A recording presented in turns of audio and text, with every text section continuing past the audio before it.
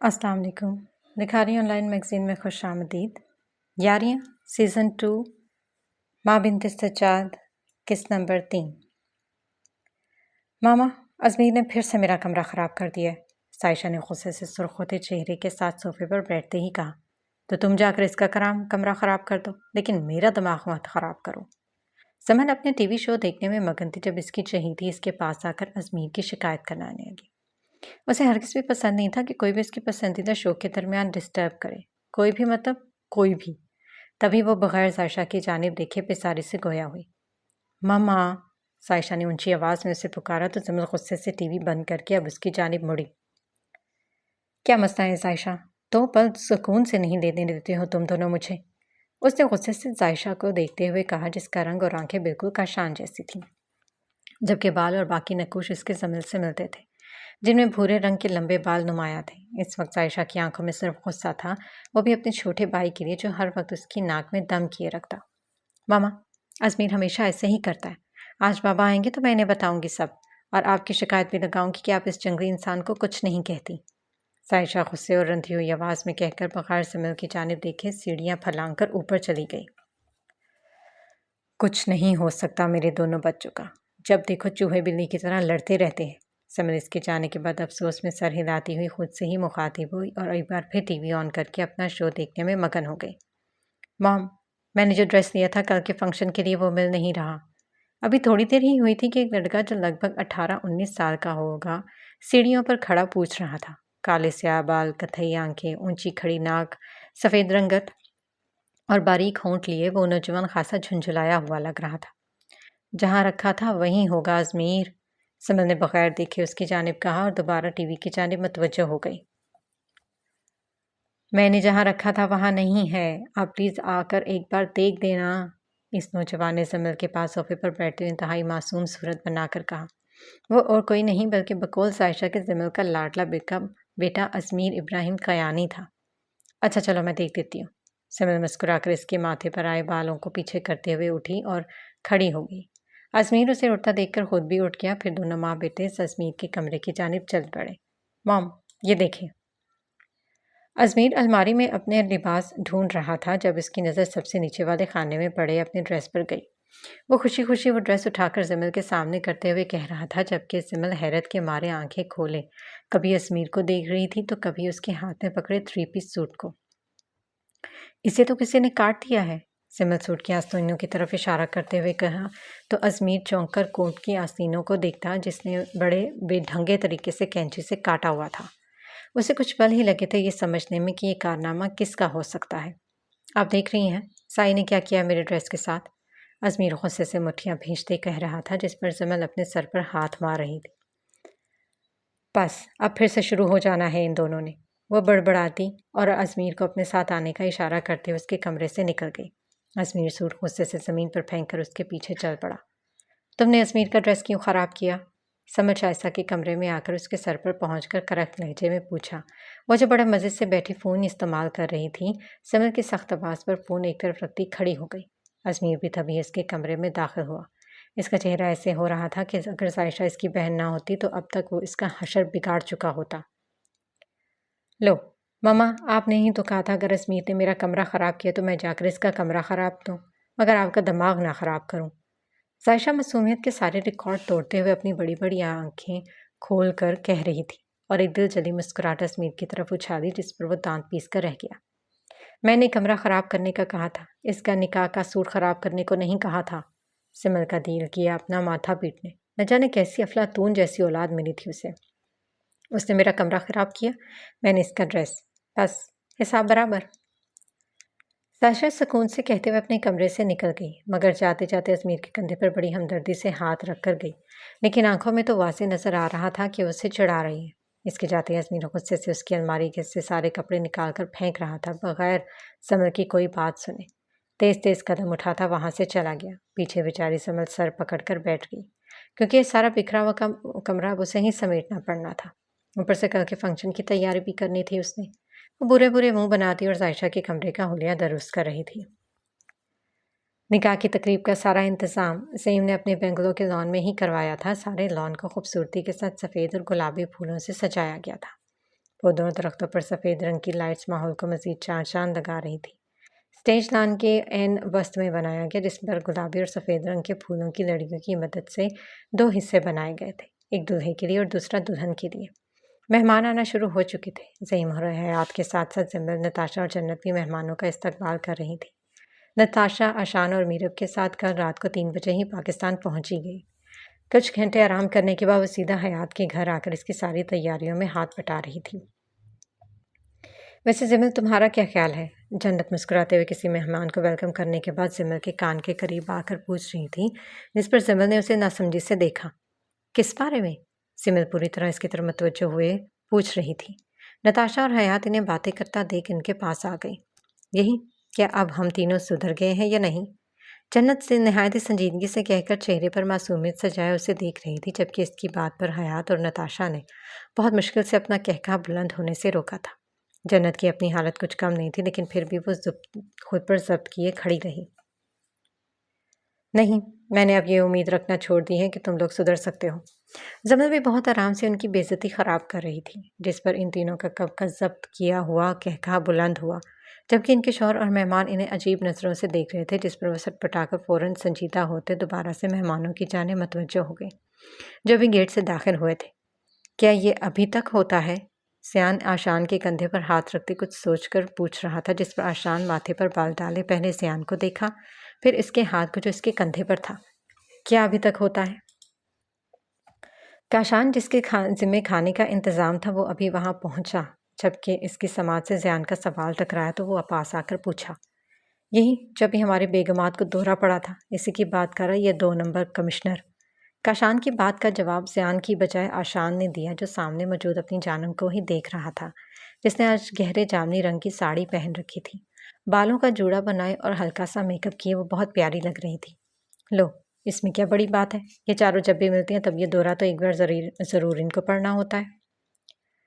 کاشان آرام سے کہتا ہوا اپنی واسکٹ ٹھیک کرتا اور کرسی کھینچ کر بیٹھ گیا۔ اب سارا کچھ اس طرح تھا کہ وہ تینوں اپنا رخ گیٹ کی جانب کیے بیٹھے تھے، جہاں ان کی بیویاں مہمانوں کا استقبال کرنے میں مصروف تھیں اور وہ انہیں دیکھنے میں۔ بس کر دو چھچورو، اپنی ہی بیویوں کو کب سے بیٹھے تاڑ رہے ہو؟ شرم نام کی چیز بھی ہے یا نہیں؟ زیان، جو اپنی جنت کو میرون رنگ کی ساڑی میں باہر کھولے ان کی ایک طرف سے فرینچ بنائے ہوئے تھی، تاڑنے میرا مطلب ہے دیکھنے میں مشغول تھا، جب زعیم کی سخت آواز میں برے برے منہ بناتا اس کی طرف دیکھا جو اسے ہی دیکھ رہا تھا۔ تو تمہیں کیا تکلیف ہے؟ خود تو وہاں بیوی کے پلو کے ساتھ لگ کر کھڑے تھے اور ہمیں دور سے بھی دیکھنے پر باتیں سنا رہے ہو۔ زیان کا تو میٹر گھوم گیا تھا زعیم کی بات پر۔ تبھی وہ حیات کی جانب اشارہ کرتے ہوئے کہا، جو کالے رنگ کی ساڑی میں بہت حسین لگ رہی تھی۔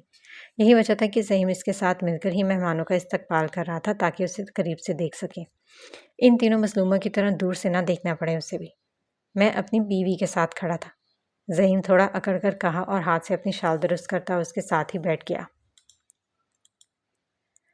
تو ہم کون سا کسی اور کی بیویوں کو دیکھ رہے تھے؟ ہم بھی اپنی اپنی بیویوں کو ہی دیکھ رہے تھے۔ اس کی اکڑ دیکھ کر آشان دانت پیستے ہوئے کہا، جس پر زعیم تھوڑا شرمندہ ہو گیا۔ اس سے پہلے کوئی اور کچھ کہتا، باہر سے شور اٹھا کہ دلہے والے آ گئے۔ وہ چاروں ایک ساتھ اٹھ کر گیٹ پر جگ گئے تاکہ ان کا اچھے سے استقبال کر سکیں۔ تھوڑی دیر بعد ہی دلہن کو لا کر اسٹیج پر بٹھایا گیا۔ ہانیہ، میرب اور عائشہ زہرا کے پاس ہی جڑ کر بیٹھ گئی۔ ان دونوں نے ایک جیسے غرارے چولی پہنے تھے، جو موتیے رنگ کے تھے، جس پر سنہری تلے کا بہت ہی نفیس کام تھا۔ بالوں کے مختلف ڈیزائن بنائے وہ تینوں ہی لائٹ میک اپ میں بہت پیاری سی گڑیا سی لگ رہی تھی۔ زہرا سفید رنگ کے شرارے میں سفید ہی قمیص پہنے ہوئے تھی۔ شرارے کے ساتھ کا دوپٹہ کندھے پر سیٹ کیا گیا تھا، جبکہ سرخ رنگ کا دوپٹہ جس پر زعیم کی شہزادی لکھا تھا وہ اس کے سر پر اچھے سے سیٹ کیا تھا۔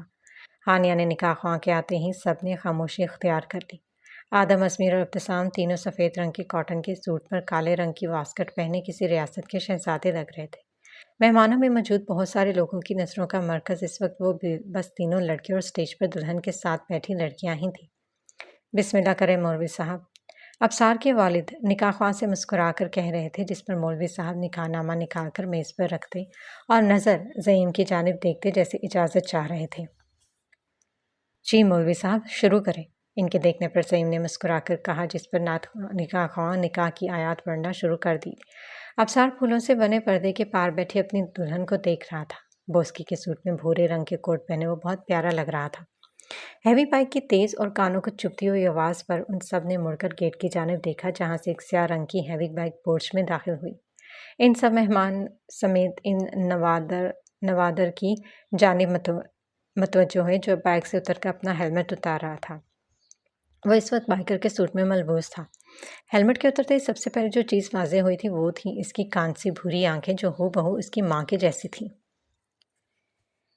ان سب نے حیرت اور خوشی کے ملے جلے تاثرات کے ساتھ ایک دوسرے کو دیکھا۔ دلہن کے ساتھ بیٹھی ہانیہ کی آنکھیں بھی چمکی تھیں جبکہ وہ قدم قدم چلتا اس کی جانب آنے کی بجائے اسٹیج کی طرف بڑھ گیا اور بجلی کی تیزی سے اس نے ہیلمٹ سے اپنی بیلٹ سے پستول نکالی اور دلہن کے سامنے بیٹھے افسار پر گولی چلا دی جو اپنی جانب آتا دیکھ کر کھڑا ہو گیا تھا۔ یہ سب اتنی جلدی ہوا تھا کہ کوئی سمجھ نہیں سکا تھا۔ دلہن کی چیخ بلند ہوئی اور ساتھ ہی افسار زمین پر گر پڑا۔ گولی اس کی ٹانگ پر لگی تھی جس کی وجہ سے وہ توازن نہ برقرار رکھ سکا اور اوندھے منہ زمین پر آ گرا۔ شی از مائن، آنکھوں میں غصے کی شدت تھی اس نے دھاڑ کر کہا۔ جہاں اس کی آواز پر ان سب کا سکتہ ٹوٹا وہیں اس کی ماں بھاگ کر اس کے پاس آئی جبکہ زعیم اور زیان افسار کی جانب لپکے جو درد سے بڑا کراہ رہا تھا۔ یہ تم نے کیا کیا ہے؟ اس جنونی لڑکے کی ماں نے اس کے کندھے کو جھنجھوڑتے پوچھا تو اس کے ہاتھ خود پر سے ہٹاتا پیچھے ہوا۔ کہا تھا میں نے آپ سب سے کہ آج سے 20 سال پہلے کہا تھا میں نے کہ یہ میری ہے، صرف میری، پھر بھی آپ لوگوں نے میری غیر موجودگی میں سے کسی اور کے ساتھ جوڑنا چاہا ہے۔ وہ اب ان سب کے سر پر پہنچ کر اتنی شدت اور غم و غصے سے دھاڑا تھا کہ وہاں موجود ہر شخص یہاں تک کہ اس کے اپنے ماں باپ بھی سہم گئے۔ ان سب کے ذہن میں 20 سال پیچھے چلے گئے۔ ہسپتال کا منظر اس سب کے ذہنوں پر ایک ساتھ ابھرا جہاں ایک کمرے میں بیبی کارڈ میں ایک معصوم سی پری لیٹی اپنی بھوری آنکھوں کو پوری طرح سے کھولے خود پر جھکے بچے کو دیکھ رہی تھی جبکہ کمرے میں موجود باقی نفوذ ان دونوں بچوں کو دیکھ کر مسکرا رہے تھے۔ شی از مائن ڈال بابا، 5 سالہ ذہان نے ننھی سی ظاہرہ کے سرخ سیب جیسے لال پھولی گالوں کو باری باری چومتے ہوئے جیسے اعلان کیا تھا جس پر وہ سب اس کی جانب دیکھ کر ہنس دیا۔ ہاں بیٹا، یہ آپ کی ہی گڑیا ہے، نتاشا نے پیار سے اس کے بال بکھیرتے ہوئے کہا اور ساتھ حیات کی جانب دیکھا جو بیڈ پر تکیے کے سہارے بیٹھی ہوئی تھی۔ She is mine, just mine, Zahra is زاہمز ڈال، ذہان نے اب کی بار ذرا اونچی آواز میں کہا تھا جیسے سب کو باور کروا لینا چاہ رہا ہو۔ لہجے میں انتہا کی شدت تھی جبکہ نتاشا، آشان سمیت زعیم اور حیات اس 5 سال کے بچے کی شدت دیکھ کر حیران ہی رہ گئے تھے۔ ابھی تو صرف اس کی ٹانگ پر گولی ماری ہے، اگر مجھے ذرا سے بھی دیر ہو جاتی تو میں اسے جان سے مارنے میں دیر نہیں کرتا۔ ذہان کی تیر سے بھری ہوئی آواز پر وہ سب جیسے ماضی سے حال میں واپس آئے اور اب انہیں اس 5 سال کے بچے کی شدت کا اندازہ بہت اچھے سے ہو رہا تھا۔ تمہارا دماغ ٹھیک ہے؟ آشان نے اس کا رخ اپنی جانب کرتے ہوئے غصے سے پوچھا۔ سب مہمان انہیں عجیب نظروں سے دیکھ رہے تھے۔ کچھ تو باقاعدہ سرگوشیاں کرنے لگے تھے جنہیں دیکھ کر آشان کو اپنے بیٹے پر مزید غصہ آ رہا تھا۔ میرا دماغ بھی ٹھیک ہے اور میرا فیصلہ بھی بالکل ٹھیک ہوگا، ذہان ایک نظر نتاشا کو اور آشان کو دیکھتے ہوئے کہا اور اسٹیج کی جانب بڑھ گیا جہاں زہرا اسے اپنے پاس آتا دیکھ کر کھڑی میرب کا ہاتھ مضبوطی سے پکڑ لی۔ شروع کریں مولوی صاحب، ذہان افسار کی جگہ پر بیٹھتے ہوئے کہنے لگا جبکہ اس کی بات پر ابتسام غصے سے اس کی جانب بڑھا جسے آدم نے روک لیا اور آنکھوں سے خاموش رہنے کا اشارہ کیا۔ یہ کیا حرکت ہے ذہان؟ زعیم جو کب سے کھڑا ضبط کر رہا تھا وہ اب اس تک پہنچ کر اس کا گریبان پکڑ کر غصے سے پوچھا جس پر ذہان بہت آرام سے اس کے ہاتھ اپنے گریبان سے ہٹائے۔ اگر اس چوزے کی زندگی چاہتے ہیں تو چپ چاپ میرا نکاح ظاہرہ کے ساتھ ہونے دیں ورنہ یہ تو جان سے جائے گا ہی، لیکن پھر آپ کو بھی اپنی بیٹی کے نکاح میں شمولیت کا موقع نہیں ملے گا۔ وہ ایک نظر زمین پر درد سے کراہتے ابصار کو دیکھ کر زعیم کی آنکھوں میں آنکھیں ڈالے بے خوفی سے بولا۔ تمہاری ہمت بھی کیسے ہوئی یہ کہنے کی؟ حیات اس کے چہرے پر تپڑ رسید کرتے ہوئے غصے سے دھاڑی جبکہ اس کے اس عمل پر سب ساکت رہ گئے۔ آنی، یہ صرف میری ہے، میری، اور میں اسے ہر قیمت پر اپنا بنا کر ہی رہوں گا، ذہان حیات کے دونوں ہاتھ تھامے دھیمے لہجے میں کہا جس پر حیات سر نفی میں ہلاتے ہوئے اس کے ہاتھوں سے اپنے ہاتھیں نکال لیے۔ شروع کریں مولوی صاحب، ذہان ایک نظر سب پر ڈال کر دوبارہ زہرا کے سامنے والی کرسی پر بیٹھتے ہوئے بولا۔ اب اگر کسی نے کچھ کہا تو اگلی گولی ٹانگ پر نہیں یہاں ماروں گا، وہ بھی ابصار کو نہیں اپنے آپ کو۔ ذہان نتاشا کو کچھ بولنے کے لیے لب کھولتا دیکھ کر تیز آواز میں کہتے ہوئے پستول اپنی کن پٹی پر رکھ لی جس پر نتاشا روتے ہوئے آشان کے کندھے پر لگ گئی اور وہ اپنے بیٹے کا یہ جنونی روپ آج دیکھ رہی تھی۔ میرا حیات، نتاشا حیات کی جانب دیکھتے ہوئے کہا جس کی اپنی آنکھوں میں آنسو ہوئے۔ حیات زعیم کی جانب دیکھتی خود بھی پریشان ہوا تھا۔ ارے بھائی نکاح شروع کرو، میں کب سے کھڑی اس انتظار میں ہوں کہ نکاح اور میں اپنی انٹری دوں۔ شرارت بھری کنکتی آواز پر ایک بار پھر سب گیٹ کی جانب دیکھ رہے تھے جہاں پر وہ اپنی ہیوی بائک پر بیٹھی چوئنگم چبانے کے ساتھ ساتھ ان کی دیر کرنے کے شکوہ بھی کر رہی تھی۔ جنت اسے دیکھتے ہی سمجھ گئی کہ یہ سارا کیا دھرا اسی کا ہی ہونا ہے۔ تم اتنی لیٹ کیوں آئی ہو اور یہ کیا پہن رکھا ہے تم نے؟ سیان اس کے سحر پر پہنچ کر پوچھا اور اس کے بائکر کے سوٹ کو دیکھ کر اسے غصہ آیا۔ بھلا کوئی لباس ہوا کسی کے نکاح میں پہن کر آنے کا؟ وہ میں حائم بھائی کو ایئرپورٹ سے لینے گئی تھی اس لیے لیٹ ہو گئی، اور رہی میری ڈریس کی تو جب دلہا خود بائکر سوٹ میں بیٹھا ہے تو بھلا میں کیوں اس سوٹ میں ان کے نکاح میں شریک نہیں ہو سکتی؟ وہ معصومیت سے اپنی سنہری آنکھوں کو جھپکتے ہوئے ساری بات زیان کے گوش گزار کر آخر میں شرارت سے کہا، جس پر نہ چاہتے ہوئے بھی زیان مسکرا دیا۔ اچھا ٹھیک ہے۔ زیان نے اس کے ماتھے پر بوسہ دیا کیونکہ اب معاملہ اس کی سمجھ میں آ چکا تھا۔ صرف زیان ہی نہیں بلکہ وہاں موجود ان سب کو ساری بات سمجھ آ چکی تھی۔ چلو آ جاؤ رانی، ادھر میرے پاس بیٹھو، سہان نے پیار سے اسے اپنے پاس بلاتے ہوئے کہا، جس پر رانا ایک نظر سب کو مسکرا کر دیکھتی اس کے ساتھ بیٹھ گئی۔ مولوی صاحب سب بڑوں کی جانب دیکھتے تو سب رضامندی ظاہر کر رہے ہیں، جس پر زیان حائم ملک اور زہرا زعیم ملک کا نکاح شروع ہو گیا۔ اور کچھ ہی دیر میں زہرا زعیم ملک سے زہرا جہان ملک بن گئی۔ وہ پہلے بھی نکاح اپنے ماں باپ کی مرضی سے کر رہی تھی، اور اب یہ اچانک جو ہوا اس کے باوجود وہ اپنے ماں باپ کی رضا میں راضی ہو گئی تھی، ایک ایسے شخص کو اپنا ہمسفر بنانے کے لیے جسے آج وہ پہلی بار دیکھ رہی تھی۔ چند گھنٹے پہلے وہ اپنے کمرے میں اندھیرا کیے اوندھے منہ بیڈ پر لیٹا تھا۔ ابھی کچھ دیر پہلے ہی اسے میرب کا میسج موصول ہوا تھا، جس کے مطابق وہ پاکستان میں لینڈ کر چکے تھے۔ ان کی خیریت سے پہنچنے کی اطلاع ملتے ہی اس نے لائٹس بند کی اور سونے کے ارادے سے لیٹ گیا، اس لیے ابھی کچی نیند میں تھا جب اس کے فون کی گھنٹی بجی۔ جہان نے آنکھیں کھولے بغیر بیڈ پر ہاتھ مارنا شروع کیا اور پھر اسے فون مل گیا۔ بغیر آنکھیں کھولے اس نے کال اٹینڈ کیے، کان سے لگایا۔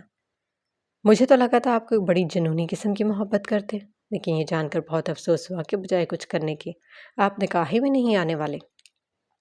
کسی لڑکی کی آواز پر اس کی آنکھیں جھٹ سے کھل گئی۔ سائڈ ٹیبل پر رکھے لیمپ کو آن کرتے اس نے فون کی اسکرین کو اپنے سامنے کیا، جس پر کال کرنے والے کا نام لکھا آ رہا تھا، رانی۔ اس نے زیر لب کال کرنے والے کا نام پڑھا۔ کس کی بات کر رہی ہو تم؟ جہان نے انجان بنتے ہوئے پوچھا، جس پر رانا کو حیرت ہوئی۔ میں زہرا کی بات کر رہی ہوں۔ حائم بھائی کچھ گھنٹوں بعد اس کا نکاح ہے۔ رانا نے گویا اس کی سماعتوں پر دھماکہ کیا۔ وہ ساکت سا رہ گیا۔ یہ کیا کہہ رہی ہو؟ نکاح تو ہانی کا نہیں تھا؟ سہان نے خود کی حالت پر قابو پاتے بمشکل پوچھا۔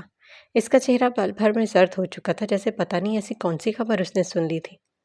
آپ کو کس نے کہا کہ ہانی آپ ہی کا نکاح ہے؟ نکاح تو زہرا کا ہے۔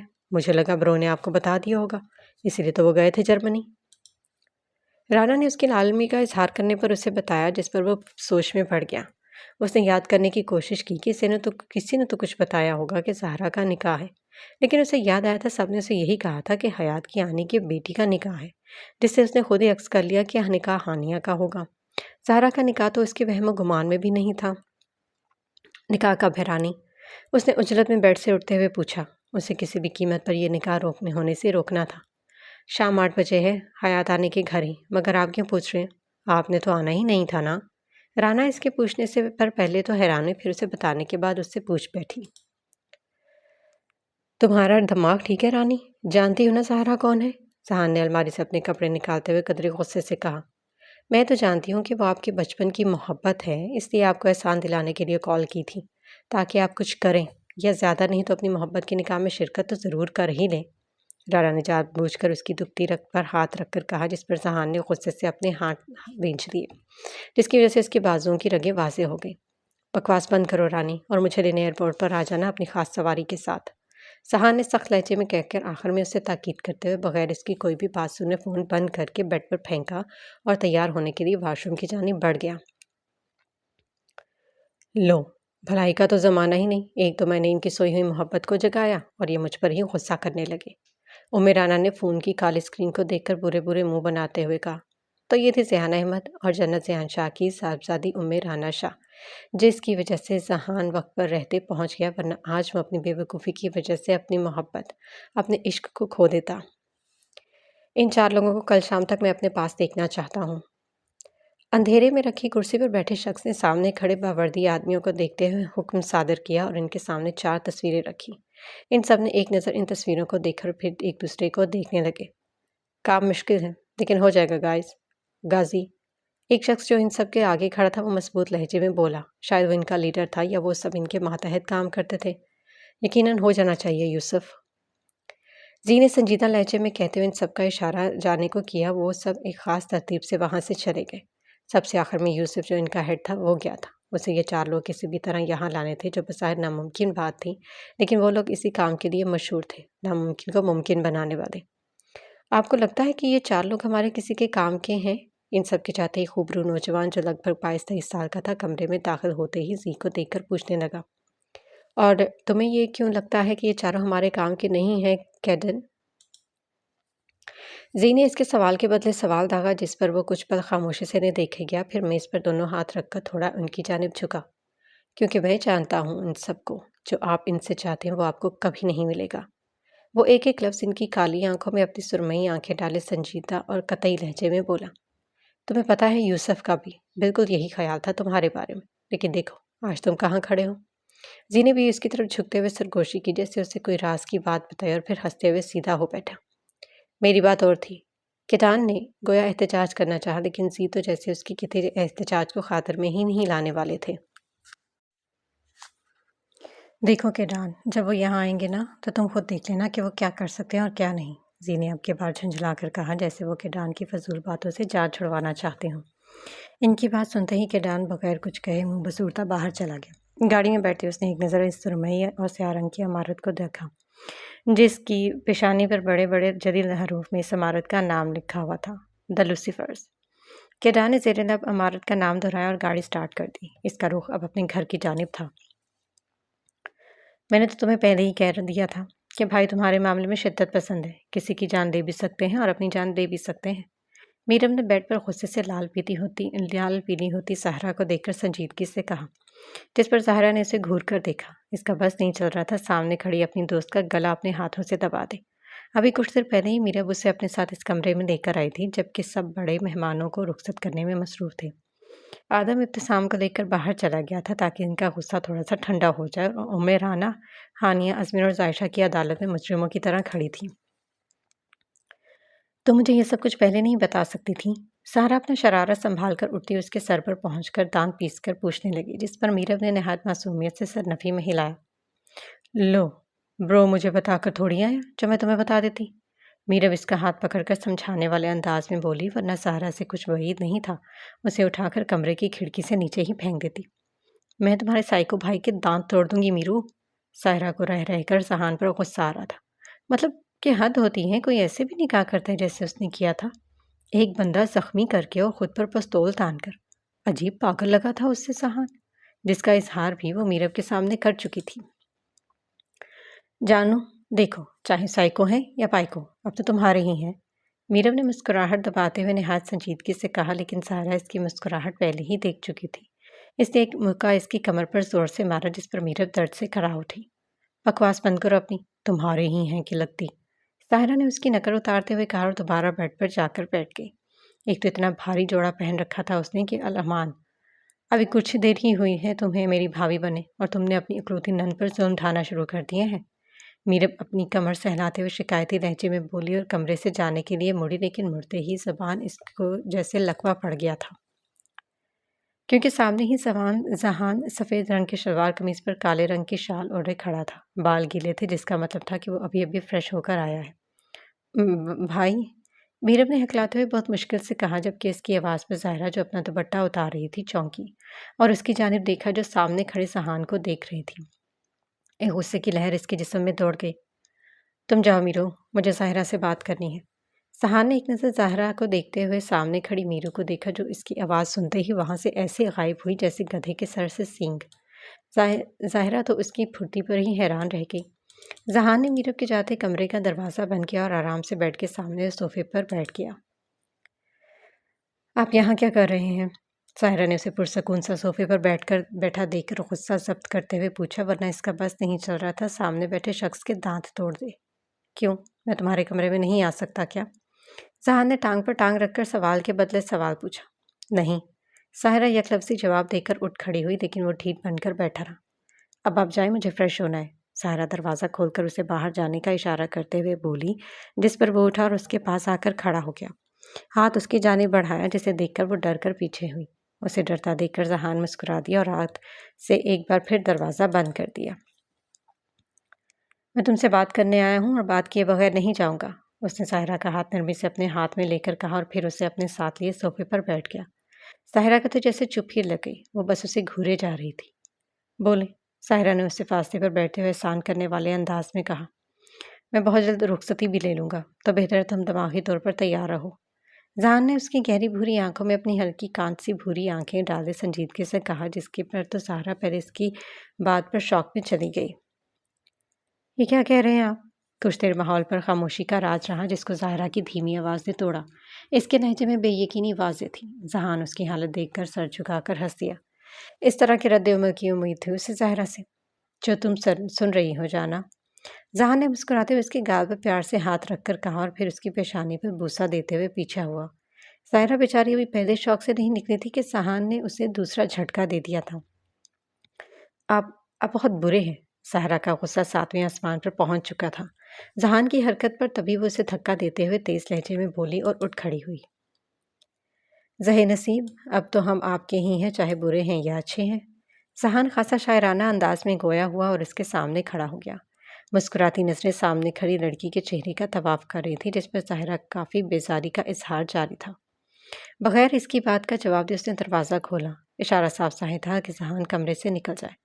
ذہان نے ایک نظر کھلے دروازے کو دیکھا اور پھر دوسری نظر اپنے تازہ منکوہاں پر ڈالی، جو اس کی موجودگی سے شدید کوفت کا شکار نظر آ رہی تھی۔ ذہان نے ایک الوداعی نظر اس پر ڈالی اور خاموشی سے کمرے سے چلا گیا۔ اس کے جاتے ہی ظاہرہ نے سب سے پہلے دروازہ لاک کیا اور پھر گہری سانس بھرتے ہوئے خود کو نارمل کرتے ہوئے ڈریسنگ روم کی جانب چلی گئی تاکہ کپڑے بدل کر فریش ہو سکے۔ تمہیں کس نے بتایا کہ ذہان ظاہرہ سے محبت کرتا ہے؟ جج صاحبان میں سے ہانیہ صاحبہ نے ملزم رانا سے سوال پوچھا، جس پر رانا نے ایک نظر گیٹ سے داخل ہوتے ابتسام کے ساتھ آتے آدم پر ڈالی اور مسکرا دی۔ اسے شکار مل چکا تھا۔ جج صاحبہ، مجھے یہ خبر میرے بھائی محترم نے دی تھی۔ رانا نے بمشکل اپنی مسکراہٹ روک کر آدم کی جانب اشارہ کرتے ہوئے کہا۔ وہ سب اس وقت حیات کے گھر کے لان میں ہی اپنی عدالت لگائے بیٹھے تھے، جبکہ بڑے سب ڈرائنگ روم میں کسی ضروری موضوع پر گفتگو کر رہے تھے۔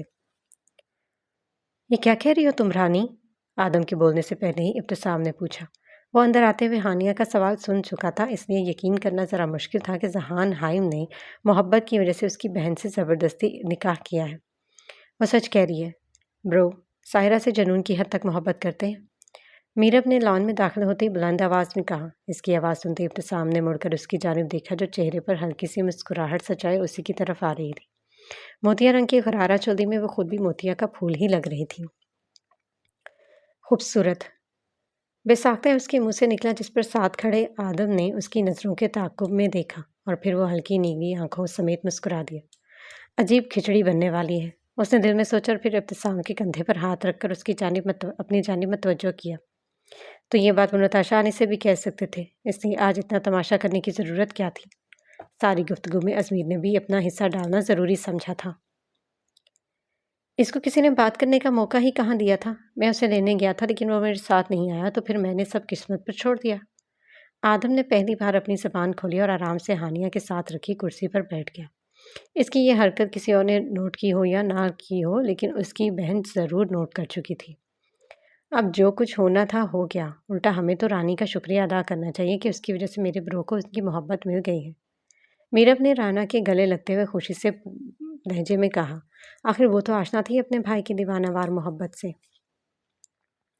جب تم سب لوگوں کو پتا تھا تو ہمیں بتانے میں کیا موت پڑ رہی تھی تم لوگوں کو؟ سائشہ نے میرب، آدم اور رانا کو آڑے ہاتھوں لیا، جبکہ ابتسام، ہانی اور اسمیر نے بھی اس کا بھرپور ساتھ دیا۔ دیکھو، ابھی کو اس لیے نہیں بتایا کہ وہ غصے کا بہت تیز ہے، کچھ بھی کر سکتا تھا۔ اور رہی بات تمہاری اور ہانیہ کی، تو تم دونوں کی پیٹ میں کوئی بات نہیں ٹکتی، اس لیے نہیں بتایا۔ اور ازمیر ویسے چھوٹا ہے۔ آدم نے ساری بات بھرپور سنجیدگی سے دیکھ کر آخر میں ازمیر کو آنکھ مارتے ہوئے شرارت سے کہا، جس پر ازمیر نے غصے سے دانت پیسے۔ ایک تو یہی مسئلہ تھا، وہ ان سب سے چھوٹا تھا۔ حق ہاں، بیچارہ ازمیر ابراہیم کے آنی۔ ویسے شرم تو نہیں آ رہی تمہیں ہمیں ایسا کہتے ہوئے آدم کے بچے؟ ہانیہ تو گولا آگ بگولا ہی ہو گئی تھی آدم کی بات سن کر۔ تبھی اس کی طرف چہرہ کرتے ہوئے غصے سے استفسار کرنے لگی، جبکہ آدم بغیر کسی کے پرواہ کیے اسے آنکھوں کے ذریعے دل میں اتارنے لگا۔ کچھ شرم کر لیں برو، اس کا بھائی سامنے کھڑا ہے۔ ام رانا نے اسے خبردار کرنا چاہا، لیکن اس نے سن کر انسنی کر دی اور ہانیہ کو ہی دیکھتا رہا۔ کیا ہو رہا ہے یہاں؟ گھر نہیں جانا کیا؟ چلو سب گھر۔ زیان کی روبدار آواز پر آدم حواس میں لوٹا اور ہانیہ کی جانب دیکھا جو میرب کے ساتھ باتوں میں مشغول تھی، جبکہ ازمیر اور ابتسام فون پر لگے کچھ دیکھ رہے تھے اور ام رانا عائشہ کے ساتھ اسے ہی دیکھ رہی تھی۔ زیان کی آواز پر سب اس کی طرف متوجہ ہو گئے۔ جانا ہے گھر گولڈن گیڈر، کیوں نہیں جانا؟ آدم مسکرا کر کہتا ہوا اٹھا اور زیان کے سامنے جا کھڑا ہوا۔ ہلکی نیلی آنکھوں میں شرارت ناچ رہی تھی، جبکہ طرز تخاطب پر زیان کا دل چاہے اس کا حشر بگاڑ دے، مگر بیچارہ مجبور تھا۔ اگر جنت کے لاڈلے کو کچھ کہا تو جنت نے اس کا حشر نشر دونوں بگاڑ دینا تھا۔ چلو سب، تم لوگوں کے ماں باپ انتظار کر رہے ہیں۔ وہ ایک تنقیدی نظر سب پر ڈالتا انہیں حکمیہ لہجے میں کہتا ہوا چلا گیا۔ اس کے جاتے ہی باری باری وہ سب بھی اندر کی جانب بڑھ گئے۔ اب انتظار تھا تو کل کا، جو نہ جانے کیا ان کی قسمت میں لانے والا تھا۔